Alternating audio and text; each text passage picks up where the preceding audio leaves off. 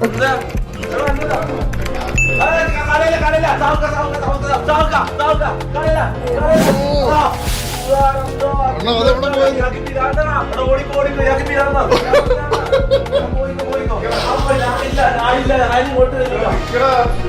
Diamond മാലയും അവൻ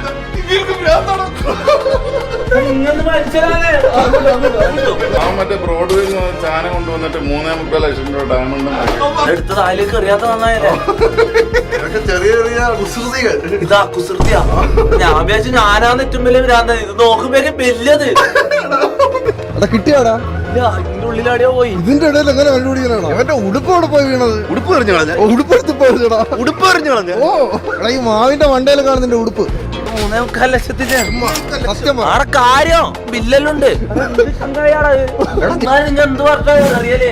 ഇപ്പൊ ഒരു മിനിറ്റ്, സപ്പോസ് പൈസ തന്നിട്ട് പ്രശ്നം തീരുന്നതല്ല. ഓക്കെ, എന്റെ ആൻസെസ്റ്റേഴ്സ് എനിക്ക് തന്ന മാലാന്ന് വിചാരിക്കാം, അതിൽ ഓർമ്മകൾ ഉണ്ടെന്ന് വിചാരിക്കാം. അപ്പൊ എന്ത് ചെയ്യും? നിന്റെ ഓർമ്മകൾ വേറെ ആരുടെയോ കയ്യില് സുരക്ഷിതമായി ആലോചിക്കണം. ലൈവ് പറഞ്ഞു ഉള്ള എല്ലായിടത്തും പറഞ്ഞു 3.25 ലക്ഷം. ഇനി അത് കിട്ടി ആരെങ്കിലും കൊടുക്കുമോ? അത് ചെയ്ത് നിനക്ക് ബുദ്ധിയില്ലടാ. എന്റെ സാധനം ഞാൻ നിങ്ങളൊരു തന്നപ്പോ നിങ്ങൾ എടുത്ത് അങ്ങനെ തന്നെ അറിയായിരുന്നു. എനിക്ക് നീ ആ സാധനം കൂടി എന്റെ കയ്യിൽ ഒട്ടും ഇഷ്ടപ്പെടും. നിന്റെ സാധനം ഞാൻ എന്തിനു കൈ കോടതിന്റെ അടുത്ത് നിങ്ങൾ എന്താ പറയാ ഇഷ്ടപ്പെട്ടില്ല? ശരിക്കും വിരാന്താണ്, ശരിക്കും ഞാൻ പറയാ. ഞാൻ ഇത്രയും ഇതാക്കിയിട്ട് പറയണ ഇങ്ങനെ പറയണെങ്കിൽ ശരിക്കും വിരാന്താണ്. എനിക്കൊന്നും പറയാം, ഞാൻ വെറുതെ പറഞ്ഞ റിയൽ മാരല്ല, ഫേക്കാണ്. 3.25 ലക്ഷം തരത്ത് സംഭവം 120 ഞാൻ വാങ്ങിയ മാറിയാണ്. സെയിം എക്സ്പ്രഷൻ, ഒരു മാറ്റവും ഇല്ല.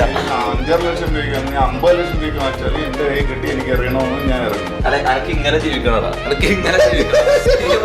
ജീവിക്കാൻ കഴിഞ്ഞില്ലെങ്കിൽ ലൈഫിൽ വേറെ പ്രശ്നമില്ല, ഇങ്ങനെ ജീവിച്ചാൽ മതി. ഞാൻ എന്റെ 120 സാധനം തിരിച്ചു പറഞ്ഞു. 3